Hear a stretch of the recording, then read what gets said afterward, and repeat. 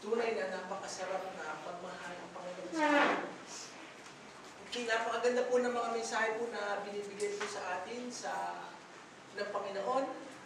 Salamat po sa mga prayer warrior na nananalangin, nag-aayuno, tuwing Biyernes po dito.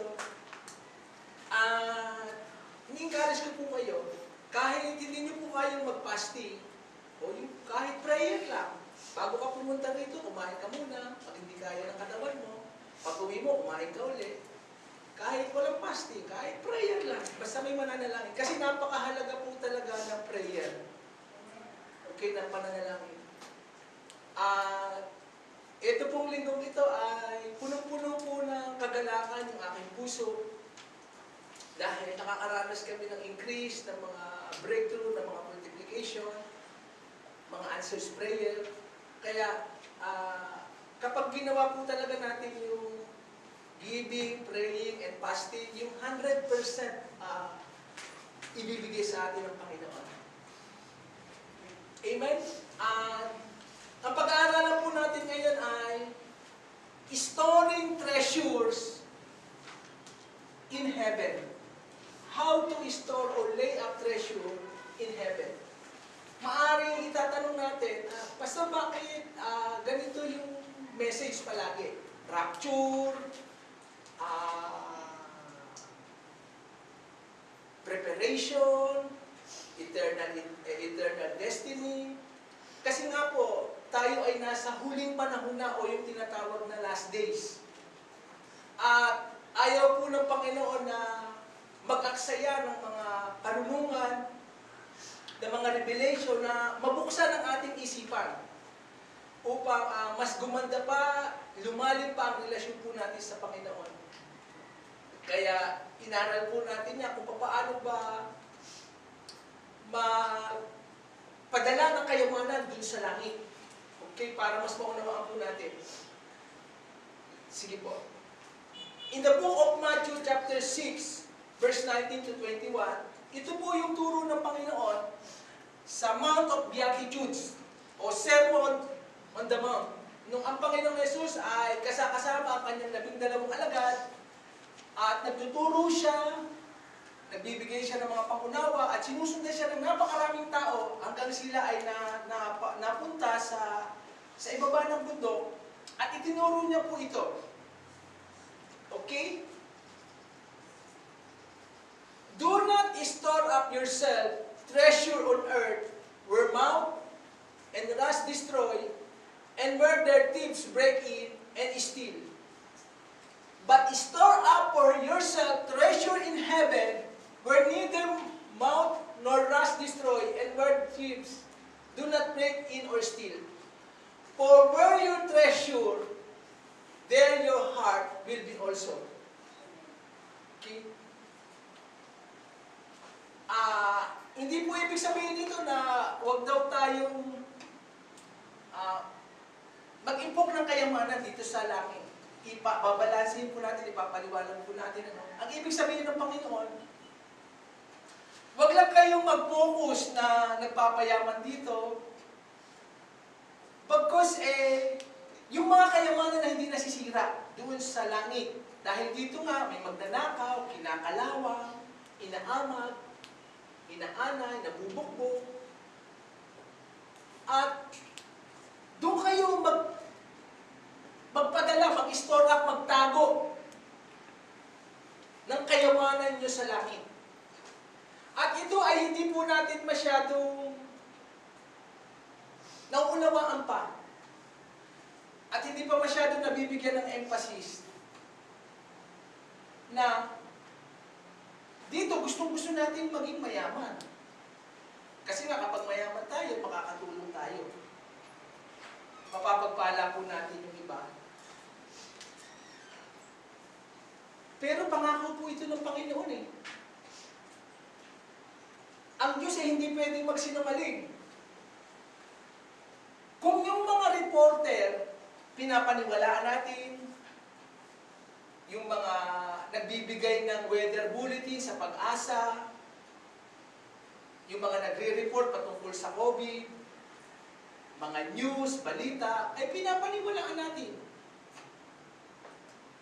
Eh bakit hindi natin paniwalaan mula sa labi ng Panginoong Hesus? Sa kanyang wisdom, sa kanyang idea, na inuutusan tayo. It is a command na maging po kayong kayamanan dun sa langit. Dahil nga doon, walang kinakalawang, hindi nabubugbog, walang magnanakaw. Kasi kung nasa ka ng kayamanan mo, nandoon ang puso mo. Kung ano yung nasa puso mo, yun ang gagawin mo. Kaya, end time na po kasi ngayon, lahat po tayo ay haharap sa Panginoon, magbibigay ng account. Ayoko naman pong sabihin ninyo, pagharap sa Panginoon, Lord, hindi sa amin pinaliwanag maigi ng pastor eh. Hindi sa amin pinaunawa. Eh, sana pala naging mas mayaman pa ako dito. Sana mas nakapag-improve pa ako dito. Sana hindi lang ako nakapokus ng pagpapayaman dito sa lupa, kung hindi mas lalo dito sa kalangitan. Naunawaan po ba natin? At minimeditate ko nga po ito. Sabi ko, talagang meron doon sa langit. Ano kasi may mga bagay sa langit. Bakit hindi nalalaglag? Ba't nandoon siya? Talagang meron. Kasi sa langit nga rin, may gate, may mga haligi rin. Yung kalsada rin, ginto. Lantay na ginto. Kumikinang. Yung ilaw doon ay kaluwalhatian ng Diyos. Yung liwanag. Napakagandang lugar. Kaya yung mga tao nga pumunta ron, ayaw nang bumalik dito sa lupa. Kasi napakaganda raw. Ikumpara man lahat ng pinakamagandang tanawin, lugar dito sa mundo, ay hindi kayang ikumpara doon. Beyond imagination. Kaya yung mga nakapunta na ron, yung nakaranas ng near-death experience, pinabalik sila ng Panginoon kasi nga, hindi pa time nila. Eh, kung sila nga Lord, ayoko nang bumalik doon sa lupa kasi ang ganda-ganda pala rito. Sabi ng Panginoon, hindi mo pa oras. May time po kasi, meron po ako napanood yan, yung mga file na namatay talaga. Siguro, on the other, ipapalabas natin. Mga 8 tao na nakaranas ng kamatayan. Namatay talaga, medically, clinically, dineclare ng mga hospital, documented. Bumalik. Pare-parehas ang sinasabi talaga nila. Ayaw na namin bumalik dyan sa lupa. Kasi napakaganda rito sa langit. At kung dito po, gusto po nating maging mayaman, magkaroon ng matupad yung ating mga pangarap. Kaso nga, hindi tayo rito magtatagal. Pansamantala lang tayo rito. We are in a pilgrim. Dumadaan lang tayo rito. Ang tunay nating tahanan, ang tunay nating citizenship, ay dun sa kalangitan. At kung dun talaga tayo mananahan, magpakailanman for eternity, it is very wise na dun ako mag-iimpok. Bukod sa nag-iimpok ako rito, mag-iimpok rin ako ng kayamanan ko dun sa langit kasi sinabi ng Panginoon eh. Hindi pwedeng ang Panginoon na katulad ng politika na nangangako at nagpapaasa. God is not a man that he should lie. Kaya aalamin po natin kung ano po yung mga kayamanan na magagawa natin para maging mas mayaman tayo dun sa langit. Amen po ba?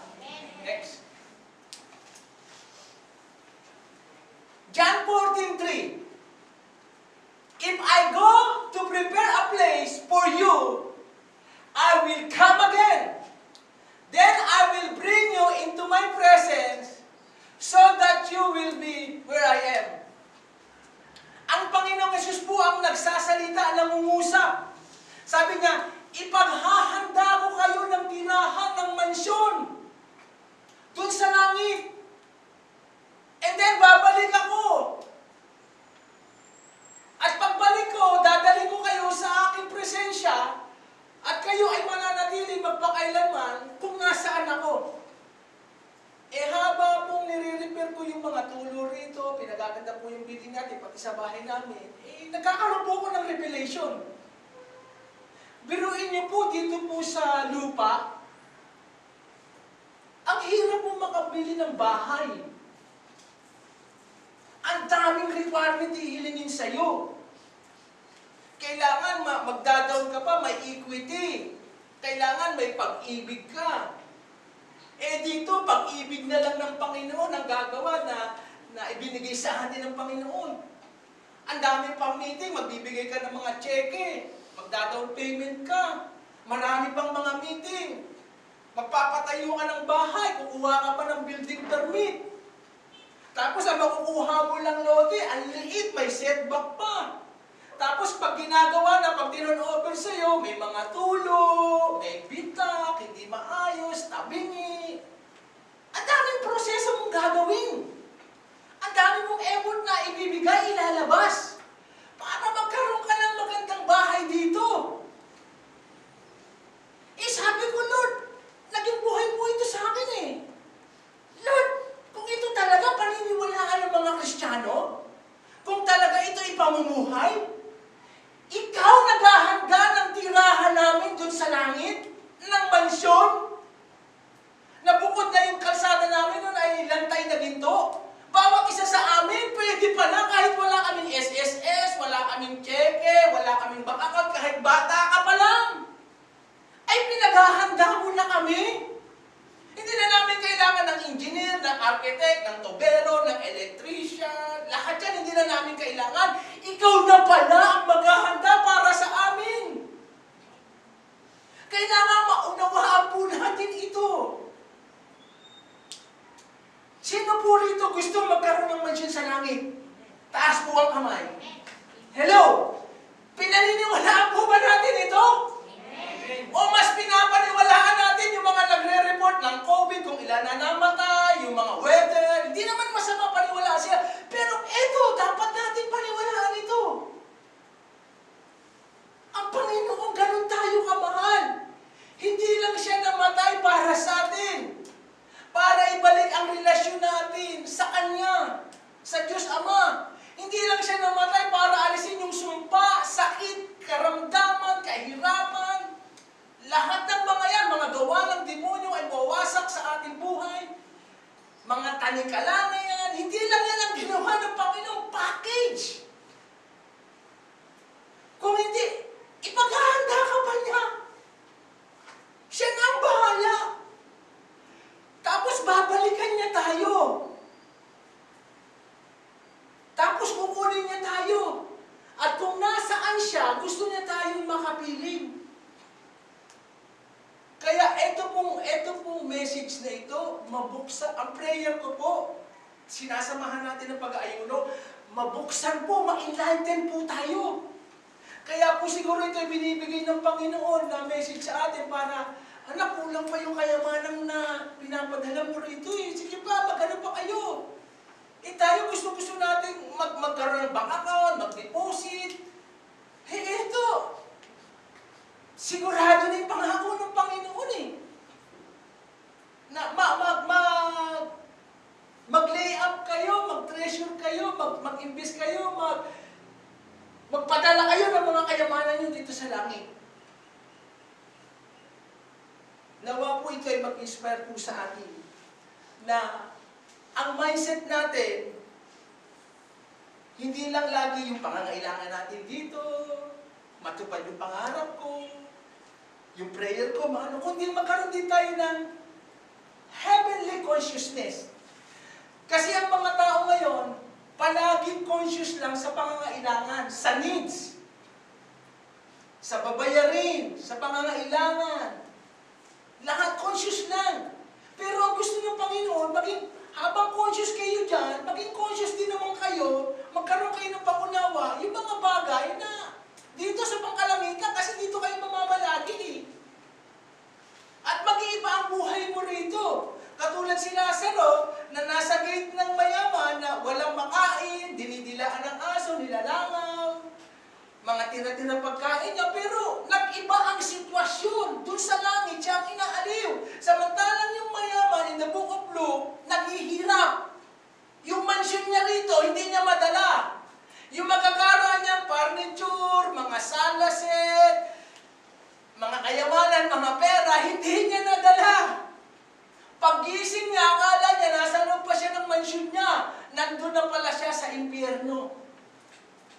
na-lockdown na siya doon forever. Samantalang si Lazaro, inaaliw. Nung namatay siya, binitbit pa ng anghel yung kanyang kaluluwa. Nakukuha po ba natin na gusto niyo po ba dun sa langit, magkakapit bahay tayo? Hello? At pwede rin pala sa langit, magkakasama rin ang pamilya sabi nga nila ikaw palagi mong gusto mong makausap, sinasabi mo si Moises, si Abraham, si Noah. Totoo po yun. Pagdating po sa langit, pupuntahan ko yan sila Moises, si Noah, si Cornelius, si Joshua, at pasasalamatan ko sila. Bakit? Ang dami naming napulot na magagandang aral sa mga bagay na ginawa nyo rito sa lupa. Naging inspirasyon kayo, naging encouragement kayo. Pinagmulan kayo ng kalakasan namin at karunungan. Kaya, bukod kay Jesus, sila yung unang pupuntahan ko. Nakukuha mo ba natin? Amen! Hindi pa sumagi sa isip ng tao, hindi pa natin nakita, hindi pa natin narinig. Ang sabi sa aklat ng Korinto, yung mga bagay na inihanda ng Diyos sa mga nagmamahal sa Kanya. Ngayon, eto na po yung tanong. Pastor, paano tayo makakapag-store up o makakapag-lay up ng treasure dun sa langit? Yan po yung pag-aaralan natin. Amen! Amen! Okay, number 1, pinakamahalaga, kailangan natin ng bagong puso. We need a new heart. Okay? Magsisimula lahat yan sa puso natin. Bakit? Tignan natin sa Jeremiah. The heart is deceitful above all things and desperately wicked. Who can know it? Ang puso raw ng tao ay mandaraya. Kasi minsan nga, nangangako pero hindi pwedeng matupad. Nagsasabi pero maaaring hindi totoo. Nagkukumpisa, nagsasabi pero maaaring walang katotohanan. Hindi gagawin. Mandaraya, ang puso ng tao pabago-bago. Kaya, the heart of the matter is our heart. Yung puso natin.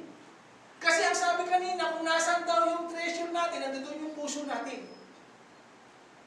Kailangan nasa puso natin, isang bagong puso, na ako ay mag-iipon ng kayamanan dun sa kalangitan. Okay? Kasi ang puso pa natin, in human nature, may selfishness. Sa tao, sarili niya lang ang iniisip niya. Conscious lang siya lagi sa pangangailangan niya. Ang puso ng tao, minsan yung sarili niya lang ang minamahal niya. Kaya kailangan natin ng bagong puso na pusong magmamahal sa Diyos. Yung first commandment, yung you shall love the Lord with all your heart, with all your mind, with all your soul. Kasi kapag hindi po yun ang motivation natin,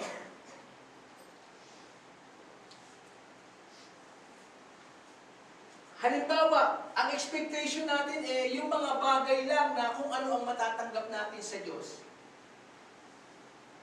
O yung mga kabutihan lang na ibibigay sa atin ng Panginoon. Emotional love po yun. Kasi ang emosyon pwedeng magbago, depende sa panahon, depende sa sitwasyon, depende sa pangyayari, depende sa pagkakataon. Emotional love.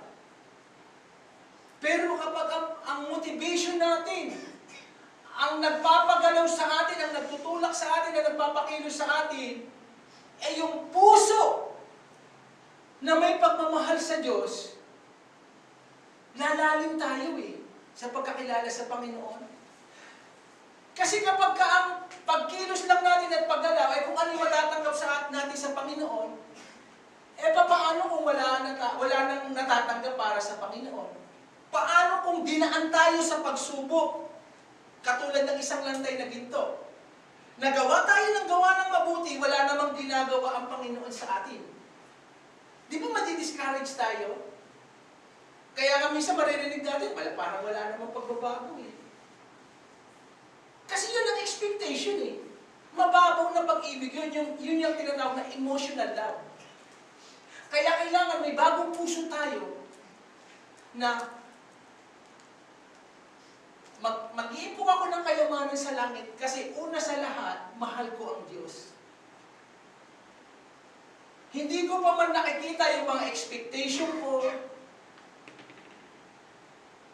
yung mga hinihingi ko sa Panginoon, hindi ako mapapagod, hindi ako magsasawa. Ngayon ko po siya mas lubusang naunawaan. At yung nanay ko makakapagpatotoo niyan. Nung iniwan ko yung pagbabarko, baglan ang dala ko. Hindi ko alam kung saan ako dadalhin ng Panginoon. Wala nang pera. Hindi ko alam kung saan ako ipapadpad. Kaya ngayon, naunawaan na ng nanay ko eh. Natama ang desisyon ko. At totoo pala ang Diyos na pinaglilingkuran ko. Pati ang tatay ko, na nakukumbinsi sila. Kasi nakita nila eh. Hindi naman lahat ng expectation ko, lahat ng gusto ko, binigay ka agad ng Panginoon eh. Sinasabi ko nga po sa inyo, 7 taong ba naman, walang allowance na inaano sa church. Dumadalo ako ng seminar, walang sapat-sapat lang. Not enough. Nasa survival lang. Pero hindi ako sumuko, hindi ako bumitaw. Kasi ang expectation ko nun, hindi muna yung kung ano yung matatanggap ko sa Diyos eh. Kung hindi, paglilingkuran ko siya kasi mahal ko siya. Paglilingkuran ko siya, hindi sa mga kabutihang matatanggap ko sa kanya, mga benefits, hindi yun. Mababaw na pag-ibig yun, emotional love. Kung hindi, wala man ako matanggap, hindi man mabago ang sitwasyon ko, ipadaan man ako ng Panginoon sa pagsubok, mamahalin ko po siya. Paglilingkuran ko po siya. Yun ang kailangan po natin, a branded and new heart. Kasi madali po tayong magsawa. Na parang tingin natin, lingkod ako na lingkod sa Panginoon, pero parang wala namang binabalik sa akin ng Panginoon. Kung kailan pa nga ako naglingkod, nandiyan ang atake ng kaaway. Di po ba? Kaya, kailangan maipanaunawa po na natin sa atin na yung puso natin para talagang hindi ka mapagod sa paggawa ng mabuti, sa paglilingkod, na wala nang magmamotivate sa iyo. Wala nang mag-uutos sa iyo.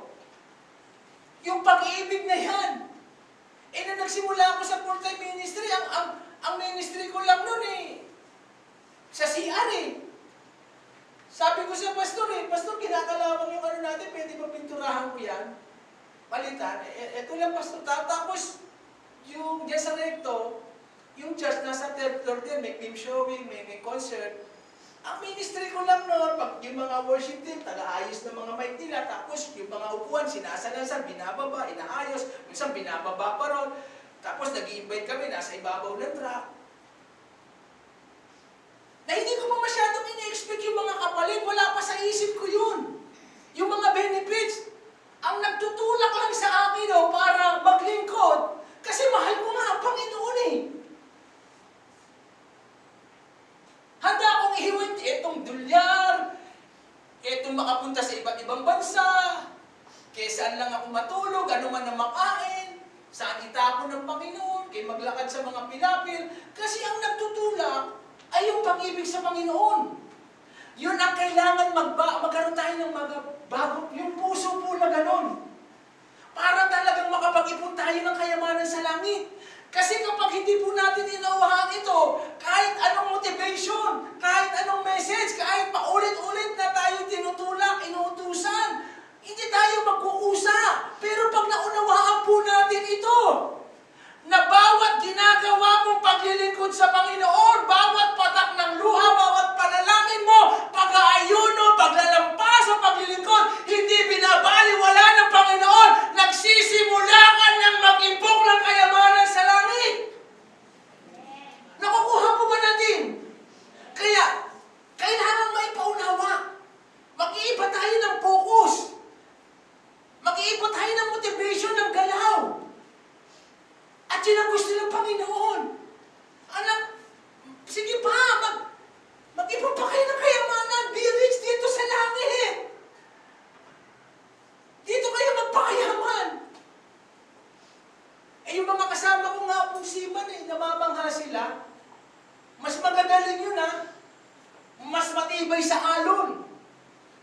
magaling sa makina.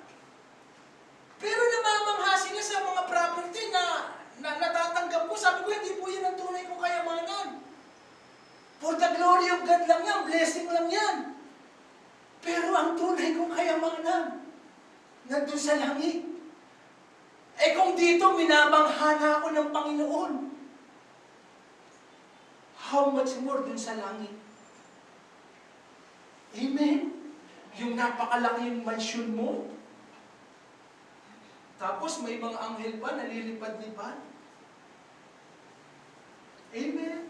Kaya, kailangan magkaroon tayo ng bagong puso. Paglilingkuran kita, Panginoon, hindi dahil meron akong makukuha sa iyo, o yung mga gusto ko ibibigay mo. Kasi kapag iba ang expectation natin, manghihina tayo. Hindi tayo tatagal. Mapapagod tayo. Kasi yan ang expectation natin eh. Kaya yung bagong puso na yun, ang magmamotivate sa iyo. And I will serve you, Lord.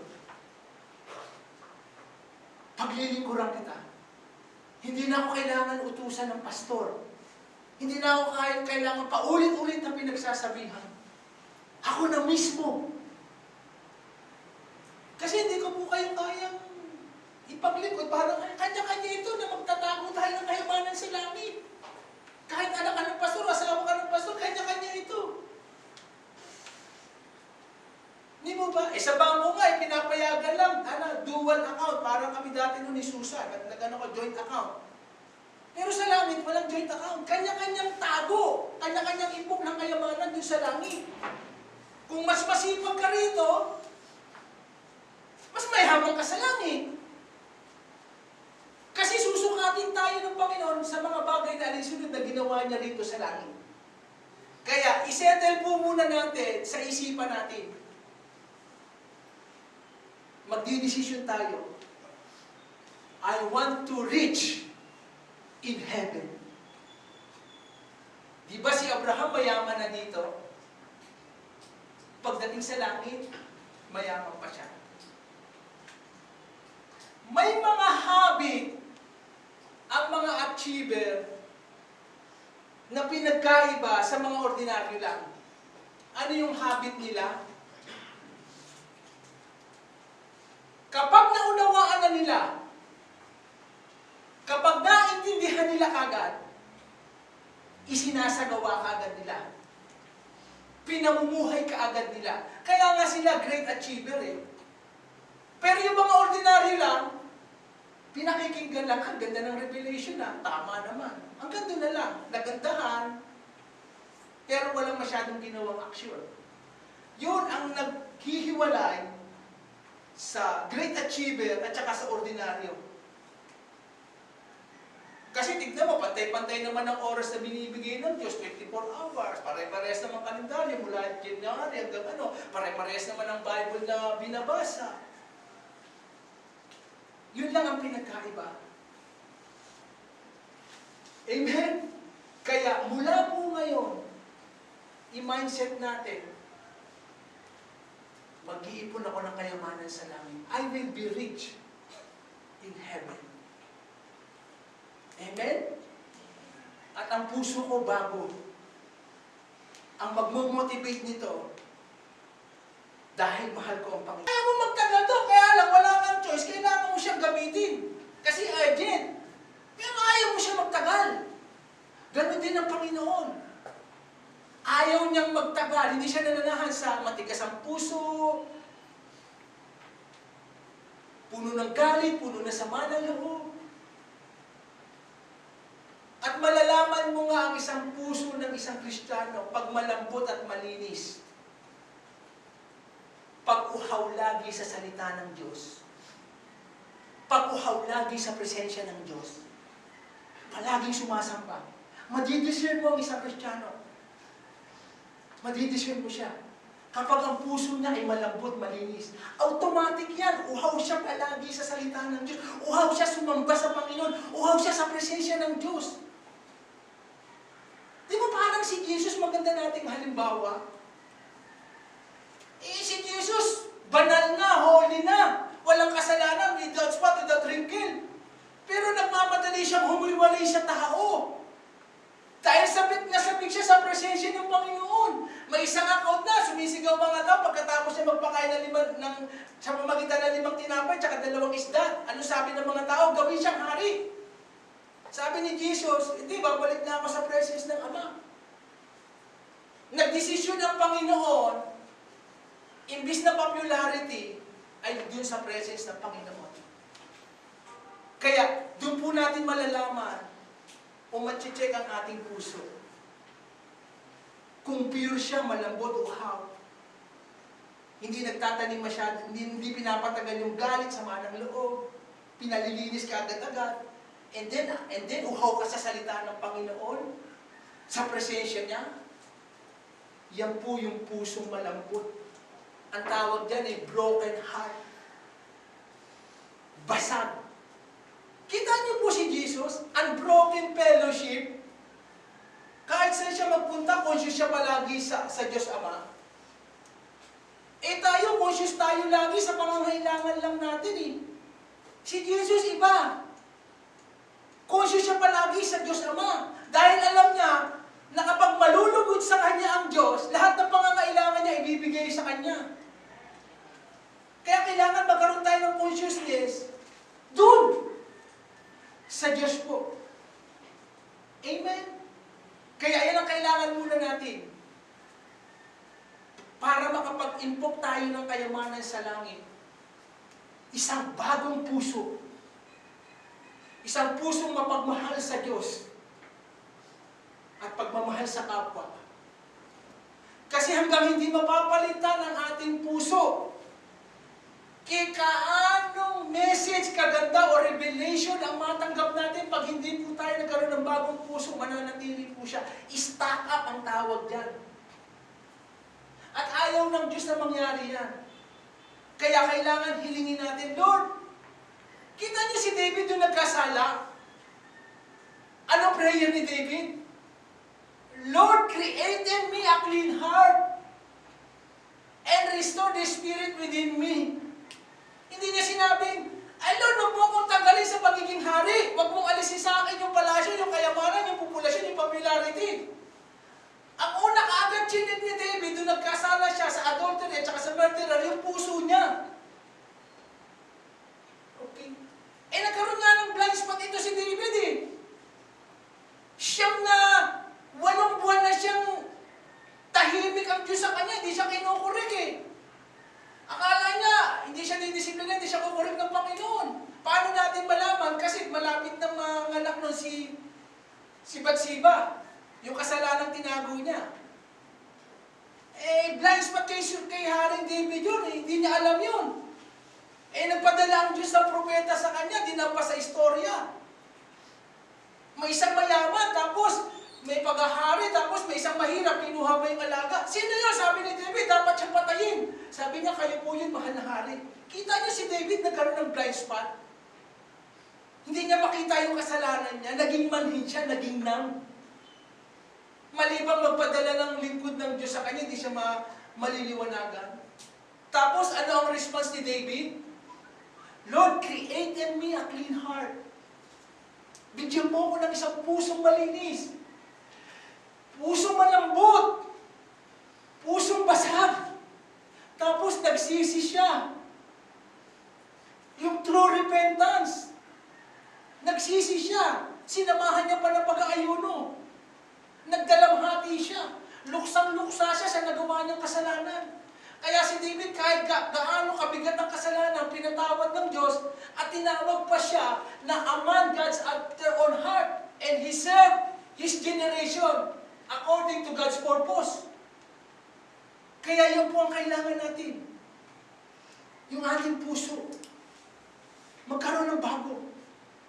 Para makapaglingkod tayo ng tunay na kayamanan sa langit. Let's move on. Desire to be intimate with Jesus. Desire. I-desire po natin na magkaroon ng malapit na relasyon sa Panginoon. Tingnan natin ang verse.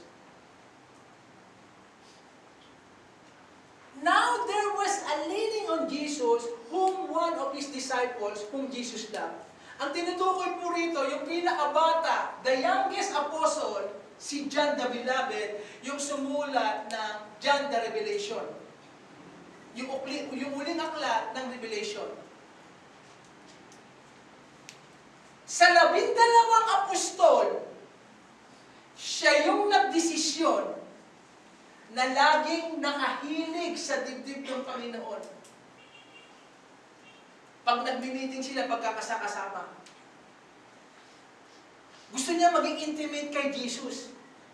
Kasi pwede siyang i-criticize ng mga kasama. Pwede sabihin, ano ka ba dyan? Parang ang bakla. Ba't kahilig ng hilig sa dibdib ng Panginoon? Kakairita ka. Ay, storbo ka. Ba't ganyan ang ano mo? Pwede siyang ma-criticize eh. Pero nagkaroon siya ng desisyon eh.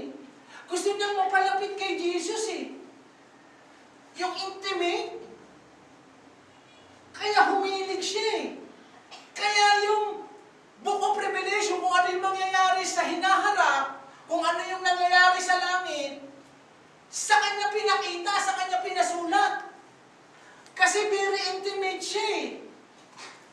Kapag tayo po ay nabubuhay sa kabanalan, malinis na puso, intimate po tayo sa Panginoon, kakausapin ka palagi ng Diyos. And it is a decision. Alam niyo po ba kapag sa isang araw hindi tayo nakapag-worship, hindi tayo nakapag-pray, hindi tayo nakapagbigay sa Kanya ng time, ang daming mamimiss. Sa isang araw, lumipas na hindi ka nagbasa, hindi ka nag-pray, hindi ka nakasamba sa Kanya, ang dami nating namimiss. Namimiss mo yung presensya niya, namimiss mo yung sariwa niyang pag-ibig, namimiss mo yung grace niya, namimiss mo yung mercy niya, namimiss mo yung yakap niya, mamimiss mo yun. Di ba? Di ba, sinabi ko po sa inyo, pumunta lang sila dun sa Pangasinan, ilang araw lang, namimiss ko na siya. Oh. Ganon din po yun sa Panginoon. Kapag hindi po tayo naging intimate o malapit sa Panginoon, ang dami nating namimiss. Kaya ang isipan natin, puno-puno ng pag-aalala. Puno-puno ng takot. Puno-puno ng pangangamba. Kaya sabi niya, maging intimate kayo kay Jesus. Eh dito sa mundong ito, ano ibibigay sa iyo? Mga worldly things. Kaya kita nyo, ang ihim na humahangin ngayon sa buong mundo, espiritu ng takot, pangamba, pag-aalala, nakapokus sa pangangailangan. Eh hindi malapit sa Panginoon eh. Pero pag intimate ka sa Panginoon, kahit anong problema mo, babalutin ka niya ng kapayapaan. Alam mo na hindi ka niya pababayaan o ingatan o iwanan. At ipoprovide ng Panginoon ang pangangailangan mo. It is a decision. Kaya nga ako, tinigil ko na yung panonood o pagpupuyat ng mga action movie para umaga, magtatagpo kami ni Jesus. Siyempre kapag napuyat ka, magigising ka ng tanghali. Siyempre kapag nagising ka ng tanghali, maingay na sa paligid, hindi ka nakapag-focus, ang daming distraction. Kaya decision nga ito eh. Decision na sinasamahan na malalim na disiplina. Kasi gusto mo maging intimate sa Panginoon eh. Mapalapit sa Kanya. Eh sa paligid natin, ang daming distraction. Sa loob ng bahay, ang daming distraction. Yung pa yung pinagkaiba ng mga great achiever, nakapokus sila palagi. Kita mo si Peter, ayaw magpa-distract. Ang daming tao sa baba, sa bubong siya ng nanalangin. Kita niyo si Daniel, binabawalang wag manalangin, gumawa ng hari. Kapag ganito, tatakon sa kulungan ng mga leon na gutom, hindi nagpa-distract si Daniel. Nakapokus siya kasi gusto niya maging intimate, mapalapit. Ganun po ang kailangan ng puso natin ngayon sa end times. At kapag I tell you, kapag nagkaroon po tayo ng bagong puso, yung pag-ibig natin sa Panginoon, ikaw na mismo mawawala ng gana sa mga bagay na yan. Sa mga worldly thing na yan, mawawalan ka na ng gana dyan eh. Ayoko na yan. Galing na ako dyan. Wala namang nabago sa akin dyan. Dito na ako kay Jesus. He is the one I love. Ikaw na mismo. Kasi naranasan mo na siya eh. You see and tasted the love of God. The embrace of God. The the mercy of love is new every morning. Kaya yun ang namimiss po natin. Kapag sa isang araw, hindi natin nakatagpo ang Panginoon sa pagsamba, sa pananalangin, sa pag-aaral. Ng salita niya, na-distract tayo palagi sa pangangailangan natin. Parang si Mary at saka si Martha, nung dumalo si Jesus sa Bethany. Ano na-miss ni Martha? Yung presence ng Panginoon. Minsan lang dumating si Jesus, dumalo sa bahay niya si Martha, kanda-ugagaw sa paggawa ng bihong, pansit canton, ng binatog, ng bangos, iihaw niya pa yan, lalaslasin niya pa, lalagay ng kamatis, sibuyas, aluya, aasinan niya pa yan, gagawa pa siya ng mango shake o kaya milk tea. Ano na-miss ni Martha? Yung presence ng Panginoon, yung intimacy. Si Mary nandoon. Sabik na sabik sa mga salitang mamumutawi sa Panginoon. Nandoon siya sa paanan ng Panginoon. Ano yung na-miss ni Martha? Dahil abas na siya masyado.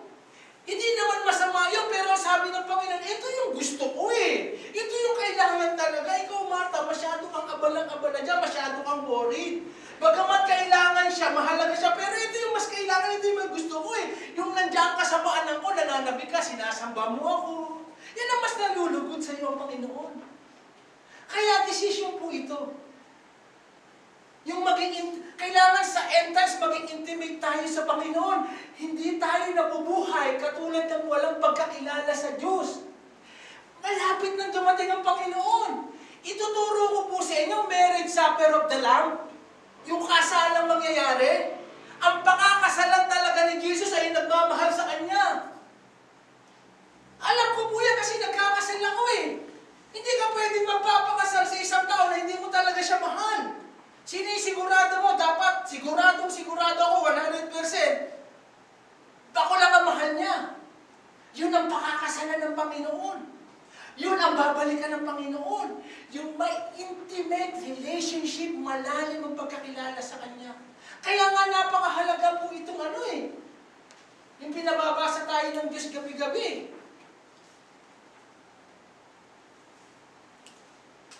Amen? Desire to follow Jesus. Sa isang araw, mag-set time po kayo. Walang kukuha nito, ito kay Jesus to. Kay umaga man yan, kay gabi, ito talaga para sa iyo to Lord, dito kita katatagpuin. Makikita niyo po yung resulta. Mabubuhay po tayo sa bukas na langit. You will live in an open heaven. Amen? Nakukuha mo ba natin? Let's move on. Ito po, si John, laging nakahilig kay Jesus. Kasama yung mga alagad. Siya lang yung nag-desisyon Yung gusto niya lagi siyang malapit kay Jesus. Kaya desisyon yan na ikaw, kung saan mo gusto malapit sa mga worldly thing, etong makamundong ito na wala namang may bibigay sa atin, puro takot, pag-aalala. O eto ka kay Jesus, kapag malapit ka sa Kanya, ang puso mo, puno ka ng kapayapaan, puno ka ng presensya niya, lulunurin ka niya sa kaluwalhatian niya. Idagdag pa natin, nabubuhay ka sa kabanalan, isang pusong malambot, malinis, dalisay. Uhaw ka lagi sa Panginoon. Decision yan Yan ang mga preparation natin para makapag-impok ng kayamanan sa langit. Yung tayo muna. Sa langit, hindi natin kailangan ng mga engineer, architect, mga building permit. Ang hinuhubog ng Diyos o yung binabasag o tayo. Sabi ng Panginoon, habang nagbabago kayo dyan, habang napapalapit kayo sa akin, habang minamahal niyo ako, eto naman ako, naghahanda ako ng kayamanan niyo sa langit. Piniprepare ko kayo. Wala na itong mga pupunta ka pa sa, Sister Lloyda, certificate, paano pa sa general triage, yung mga, dami pang proseso niya, kukuha ka ng mga attorney, deed of sale, hindi mo na kailangan yan. Grabing stress na yan, naranasan ko yun, yung ginagawa ang building na ito, ang dami pang bawal. Kailangan may setback, kailangan may per exit, kailangan, ang dami. Nakakapagod! Ito, sabi ng Panginoon, maging malapit ka lang sa akin. Mahalin mo lang ako. Ako na bahala sa mga kayamanan mo rito sa langit kasi gusto kitang makasama eh. Hindi lang kita ililigtas, gusto kitang makapiling magpakailanman. Kita niyo po kung gaano ang pagmamahal sa atin ng Panginoon. Sabik na sabik siya. Kaya nga si Adan, nung hinubog ng Diyos mula sa kamay niya na narumihan, hiniyahan ka agad eh. Para may sasamba sa kanya. Kaya, it is a decision. Intimacy. Kaya kapag sa umaga nga, sinasabi ko sa mga kasama ko, pag ito, tayo utos sa Panginoon, wala mo nang maingay, wala mo nang kalusko, sa Panginoon. Mas dagdagan po natin ang disiplina, ang lalim. Okay? Para pagharap natin sa Panginoon, wala tayong regret. Mahirap yung may regret eh. Sana ginawa ko na, sana pinaniwalaan ko. Yung pagtumingin ka sa Panginoon, kasi sabi sa Revelation, yung mata raw ng Panginoon parang naglalagablab na apoy, a glazing fire in His eyes. Yung haharap ba tayo sa Panginoon na hindi tayo nahihiya? Hindi yung parang si Adan ay nagtatago dahil guilty at nakagawa siya ng kasalanan, nagkaroon siya ng kahiya, nagtatago. Kung hindi pagharap natin sa Panginoon alam mo, confidence ka, Lord, thy will be done.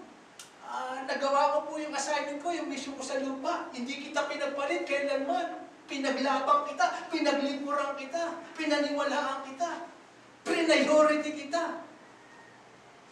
Kaya isang lesson po ito na matututunan natin kay John the Beloved.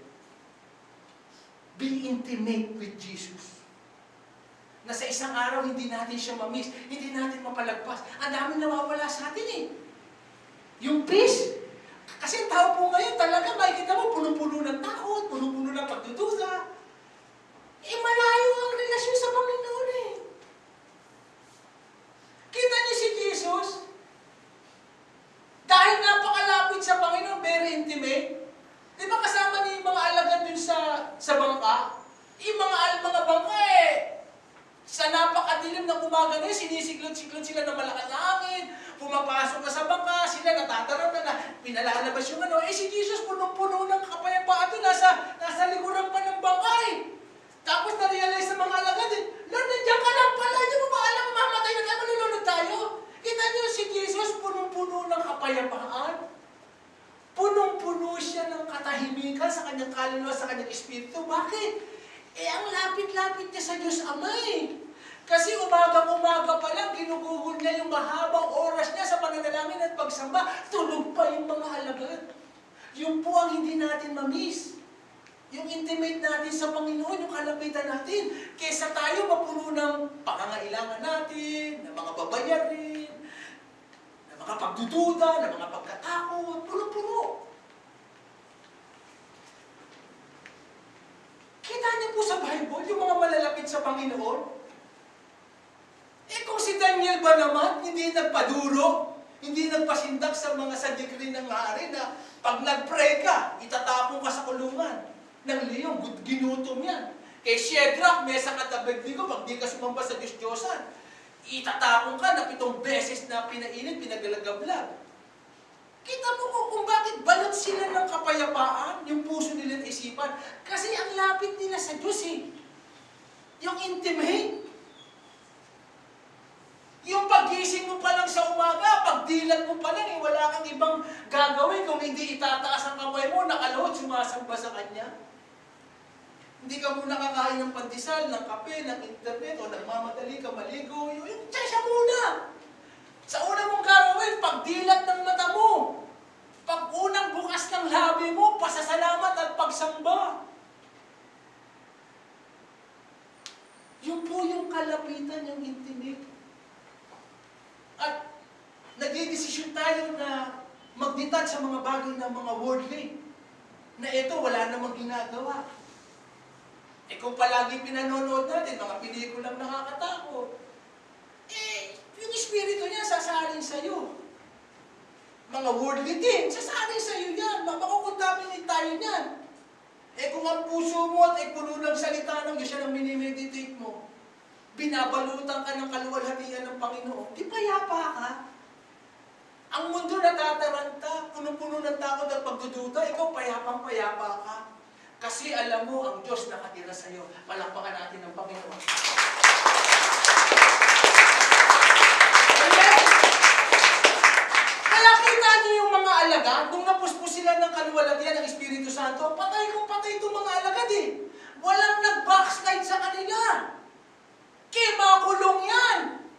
Alam niyo po yung persecution noon, pag nagalit yung emperador, tinatali sila sa poste.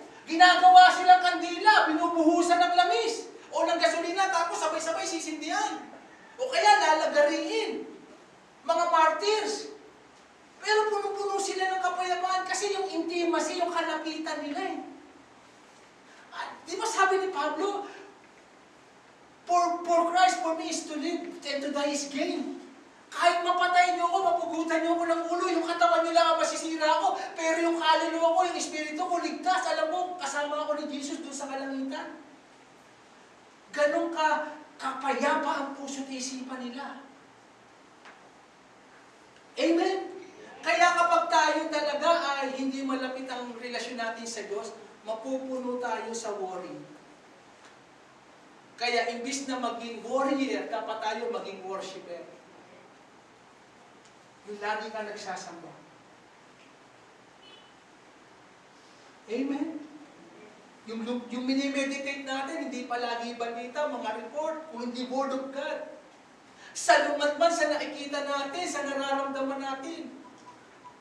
Pinaninindigan natin, tinatayuan natin ang salita ng Panginoon. Nagiging rooted, bumabaon yung salita ng Panginoon. Amen? Next. Number 3. Para talaga magkaroon tayo ng tunay na kayamanan sa langit, seek first the kingdom of God. Unahin mo muna ang hanapin ang kaharian ng Panginoon. Hindi po ito. Marami Kristiyano alam po ito, Matthew 6:33. Seek ye first the kingdom of God, and all these things shall be added unto you. Again, kung si Jesus na ang nagsabi, again, kung pinaniniwalaan natin yung mga reporter sa Pag-asa, mga nagbabalita sa COVID, mga balita, lahat pinaniniwalaan natin. Eh bakit hindi natin paniwalaan ito mula sa labi ng Panginoon? Sinabi niya, unahin mong hanapin ang aking kaharian, ipaglaban mo, panindigan mo, at lahat ng pangangailangan ko, idadagdag ko sa iyo. Mahirap yung tayo yung naghahabol, nagdadagdag ng pangangailangan natin. Iba yung ang Diyos ang nagdadagdag ng pangangailangan mo. Yung po ang natutunan ko. Totoong-totoo ang salita ng Panginoon. Dahil isa siyang karanasan. Lalo ngayon na nakita ko, naligtas ang nanay ko, nananabig sa Bible study sa excited palagi. Eh dati, ang lakas manigarilyo niyan. Unti-unti ngayon, binabanatan. Uhaw lagi sa Panginoon, kinukulayan pa yung Bible niya. Sabi ko na, ituloy-tuloy niya hanggang mag-rapture. Nakukuha mo ba natin? Amen. Unahin mo lang yung hanapin ang kaharian ng Panginoon. Alam ng Diyos ang gagawin niya. Alam ng Diyos kung paano idadagdag ang pangangailangan mo. Para hindi tayo nag-i-struggle. Kasi ang struggle natin, yung mga pangangailangan eh. Hindi sabi ng Panginoon, seek ye first the kingdom of God. Paano ko po napapatunayan yan? Alam niyo naman, ang pastor hindi pwedeng umabsent pag linggo. Kaya mula nung na-born again ako hanggang ngayon, wala akong absent tuwing linggo.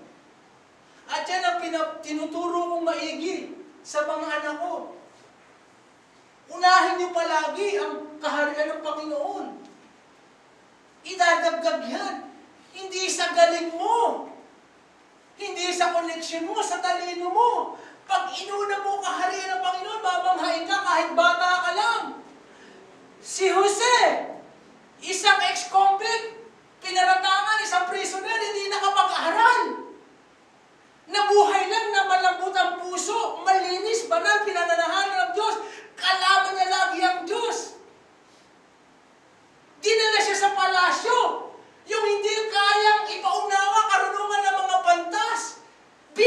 sa kanya niya siyang karunungan. Ang strategy kung paano payayamanin ng isang bansa. Sa panahon na darating na gumigiling na kahirapan, grinding poverty. Eh, hindi nakapag-aral sa test na yan, sa Harvard, sa UP, o sa PUP, o sa Lasal.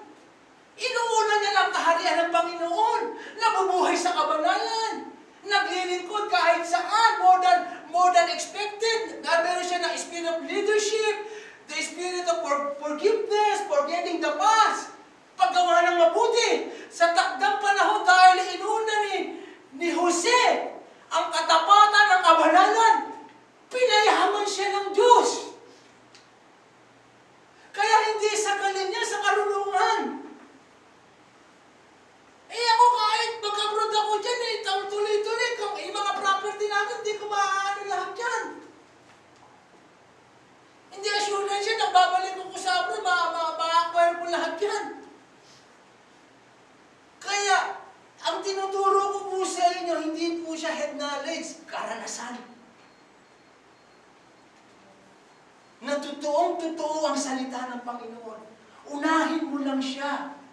Ang salita niya, ipaglaban mo. Pag mga may ibang bagay, kay tao, kay pangyayari, kay imbitasyon na kukuha sa iyo, i-mindset mo, I will seek the kingdom of God. Uunahin ko siya. And then, all these things, nakita ng Panginoon, ano? Dahil inuuna mo ako, anak, umaga pa lang, inuuna mo ako, mabubuhay ka sa bukas na langit. Lahat ng pangangailangan mo, idadagdag ko. Alam ng Diyos yan eh. Eh si Adan nga, pagkatapos nalikhain lahat eh. Nakita pa ng Diyos na, hindi pala mainam kay Adan na walang kasama. Bibigyan ko siya ng kapartner. Kasi nakakalungkot. O di ba pinatulog si Adan mula sa tadyag niya, eh kumuha ang Diyos ng tapos naging si Eva. Alam ng Diyos ang pangangailangan natin. Alam niya nga yung bilang ng buhok natin, kay kinulayan mo yan, kay anong kulay nilagay mo dyan, kay magpagupit ka, kay paikulot mo yan, o paherban mo yan, bilangan ng Diyos yan eh. Mamaya nga, alam ng Diyos kung magkano yung offering natin dito mamaya eh. Hello? Hello? Alam niya ng Diyos eh. He is the Alpha and the Omega, the beginning, the end. Unahin mo lang siya. Unahin mo siya. Para mawala yung struggle. At saka huwag tayong mabubuhay masyado sa pakiramdam natin, sa emosyon. Ang emosyon natin magdaraya. Kasi kapag kaiba ang panahon, magbabago yung emosyon mo. Siyempre malamig. Siyempre kapag may tampo ka, may galit ka, mababago yung pakiramdam mo, yung kilos mo. Ang emosyon natin magdaraya. Yung mga nakikita natin, hindi permanente. Huwag tayong mabuhay sa emosyon at sa nakikita, mabuhay tayo sa salita ng Panginoon. Kaya nga sabi, meditate the word of God day and night. Kahit hindi mo hinihingi, paglugod na lugod sa iyo ang Panginoon, ipagkakaloob niya, higit pa sa hinihingi mo. Palakpakan po natin ang Panginoon. Mahina ko yan! Samahan natin ang sigaw ng hallelujah! Hindi tayong makitang resulta.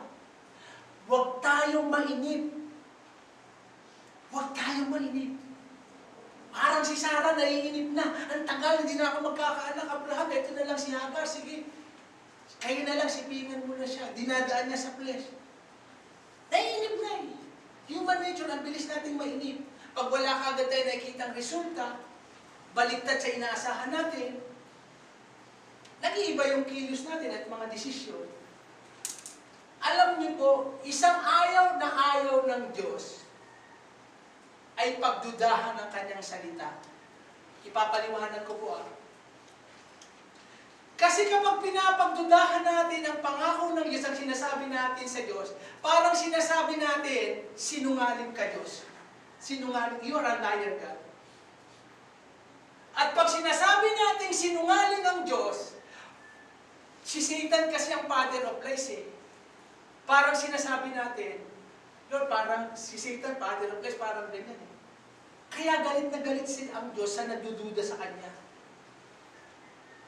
Paniwalaan natin. Hello? Sa totoo nga niyan wala pa tayong hinihingi, nagbigay na ang Diyos eh. Maliban munang magbigay ang Diyos sa atin, wala tayong maibibigay sa Diyos. Siya ang lalagi ang nagbigay ng lahat.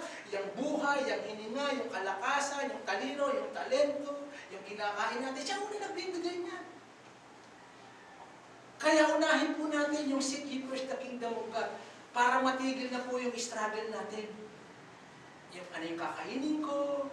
Kasi naging struggle ko rin po yan. Yung papaano ko, papag-aralin itong mga anak ko. 3 na. Papunta kami sa Cavite na ano kasaysayan ko rito, lumalaki yung anak ko, pangangailangan ko. Nakaranas kasi ako ngayon nga, hindi makain yung pangangailangan ko ng church. Yung pala, may mas magandang plano ang Panginoon. Amen? Idaragdag sa iyo ng Panginoon. The greatest blessing na natanggap ko sa Panginoon, magbuhat sa kaligtasan, yung babae na napangasawa ko. Amen. Kaya kayo mga kabataan, be very careful sa pagpili ng long life partner. Major decision yun. Kaya nga dapat nagpapa-counsel, nagpapaturo sa pastor. Ang unang-unang requirement, dapat mahal na mahal niya ang Diyos. Number 1. Huwag ka muna titingin sa panlabas. Kung gwapo siya o maganda, blessing mo na yun. Para sa akin. Amen? Amen. Seek ye first the kingdom of God, and all these things shall be added unto you. Nakukuha po ba natin? Let's move on. Since then you have been raised with Christ, set your hearts on things above, where Christ is seated at the right hand of God. Bagamat kayo ay binuhay na ng Panginoon na mula sa kamatayan, iset ninyo ang puso nyo. Ibig sabihin ng iset, parang ganito po yan, yung alarm clock. Gusto mong magising ng maaga, iseset mo dyan ng alas 5, alas 4, tutunog siya, nakaset. Ganun daw ang sabi ng Panginoon, iset nyo ang puso nyo sa mga bagay na makalangit, yung nasa itaas, yung mga hindi nakikita. Dahil yung nakikita, pansamantala, yung mga hindi nakikita, pang walang hanggan. Kung saan nakaupo ang Panginoon. Kita nyo kung nasaan ngayon ang Panginoon? Nakaupo raw, seated at the right hand of God. Nakaupo ang Panginoon sa tabi ng Diyos Amang sumasalangit.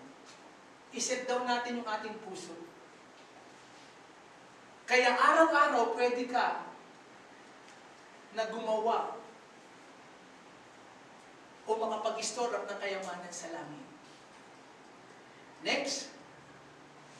Ito po. Number 4. Be rich in good works. Bakit inuna natin yung kailangang bagong puso? Kasi hindi ka makakagawa ng mabubuting bagay sa kapwa mo kung hindi naayos muna ang puso natin. Kasi ang puso nga ng tao, puno ng damot, kuripot, selfishness, sarili iniisip, puro kasiyahan. Kailangan ang puso talaga muna aayusin. Kasi kapag hindi naayos yan, kahit gaanong revelation, message, ang ituro dyan, hindi magiging mayaman sa mabubuting gawa yan. Be rich in good works. Ako nga po namamanghakin pa kayo namimigay ng pera yan. Walang dalang mga medyo Yung natanggap niya raw ngayon na endorsement, 21 million, binigay niya tulong sa nasalanta ng Ulysses at Rolly. Pinupuntahan niya talaga, walang mga dalang mga medyo yan. Yung mga tao lang ang nagpapakuha, Yung po yun, yung po yung dinideserve po ng church natin. Kaya gusto natin na yumaman dito sa lupa.